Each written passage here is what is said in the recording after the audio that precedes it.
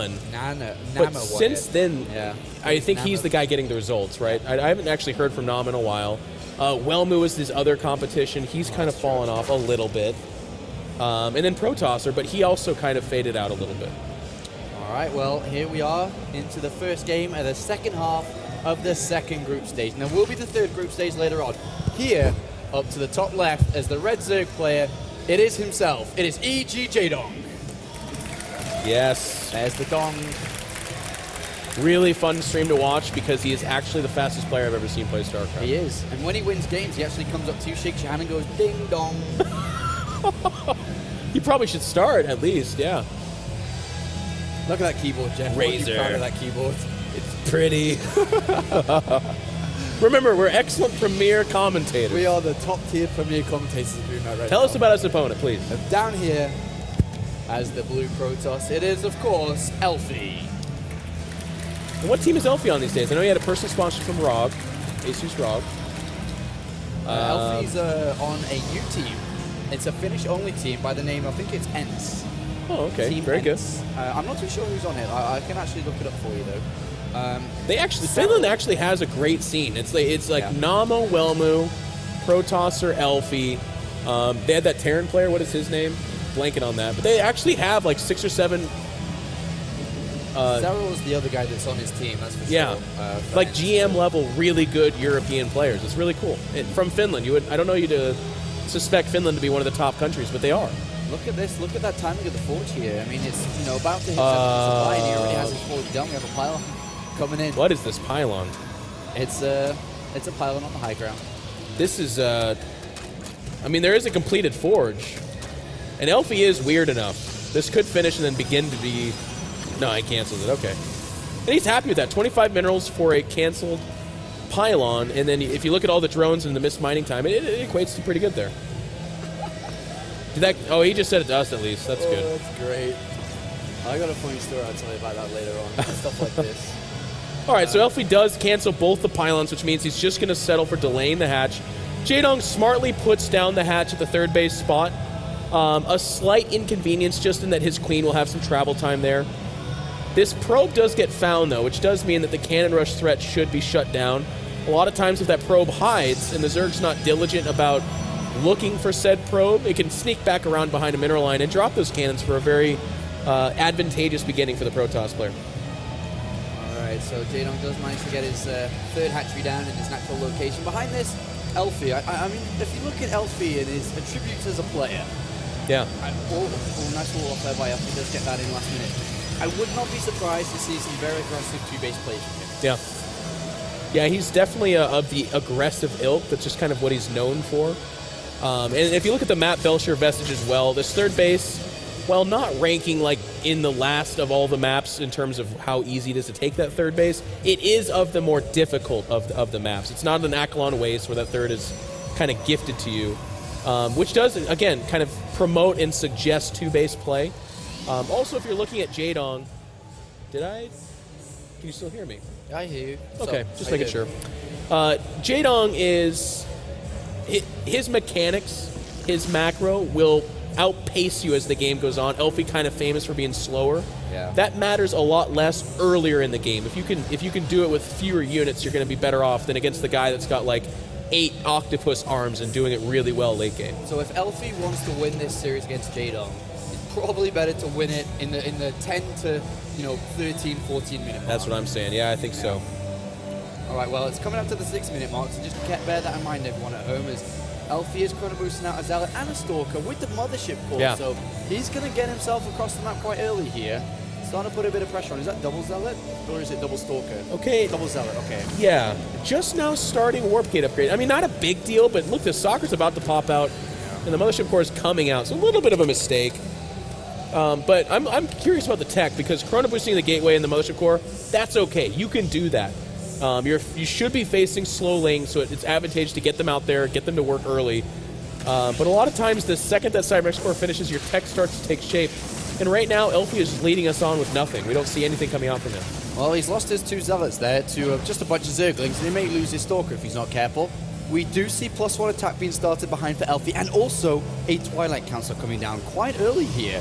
And if you look at the, and when I say early, it doesn't really connect well with +2 finishing, for example. Right. So, I mean, what's he really looking for with this? I have to imagine Blink. Because the Spore Crawler is so much more easily made, you no longer even need an evolution chamber. It just, you can make it, basically. DTs, while they obviously still definitely have utility, and they're more inexpensively made, which makes them, again, more attractive, I feel like the Blink is what Elfi's going to nominate for. And like you said, the +2 attack is not necessarily really well synced here. There is that Blink upgrade. But before he ever attacks, he should... Oh, wow, now the Robo. Never mind. It's like a safe, weird macro play, I imagine. All right, well, we'll find out as the game does come on here.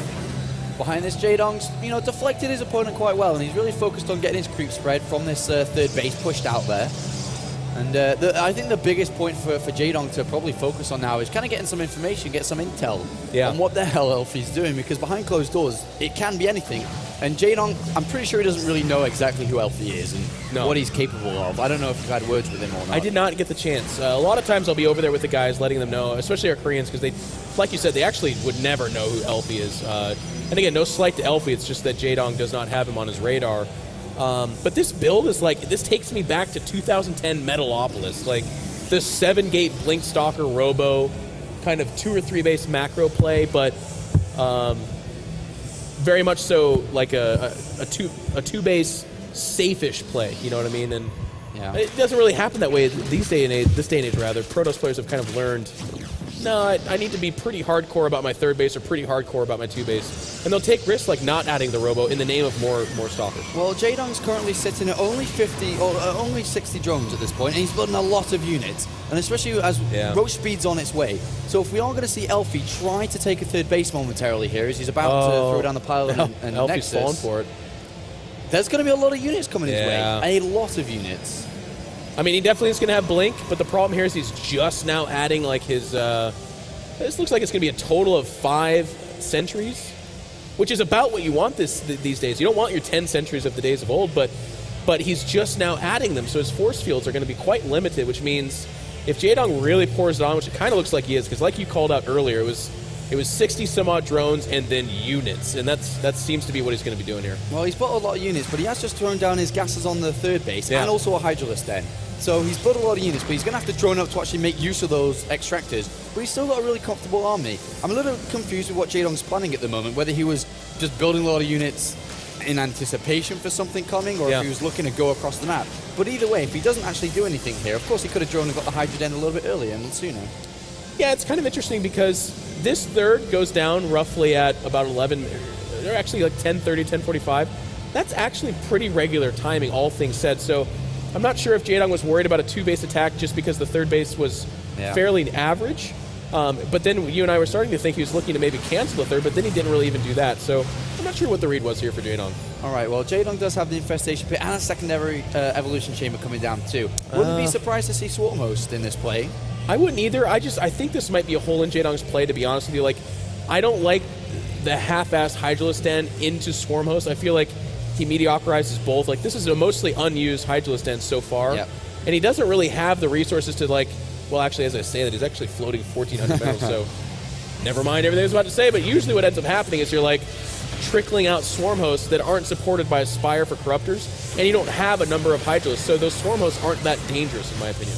Jaedong does throw a couple of Zerglings into the mix, picks up a couple of probes, but here come 10 Swarm Hosts. Yeah.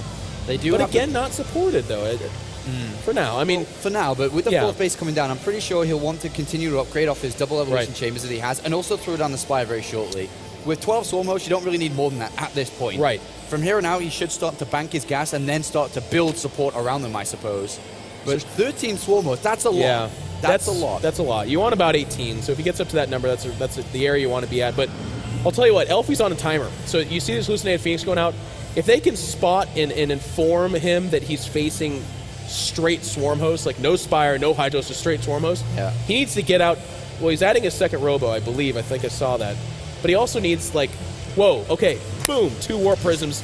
I'm out on the map, and I'm actually taking a very quick 4th and maybe a 5th base. But if he doesn't, if he sits back, and these Swarm Hosts do get that support, and Jaedong gets a 5th base on top of this, Belcher Vestige becomes a near impossibility for Protoss. He only has one robotics facility at the moment, but he has now spotted the swarm host. As we can see, Jaedong's starting to push up this ramp a little bit. Blink's going to work out really well for him. He can blink back and try not to lose too many units to these locusts. But there's the second robotics facility, as you said, as well as +3 attack on the way.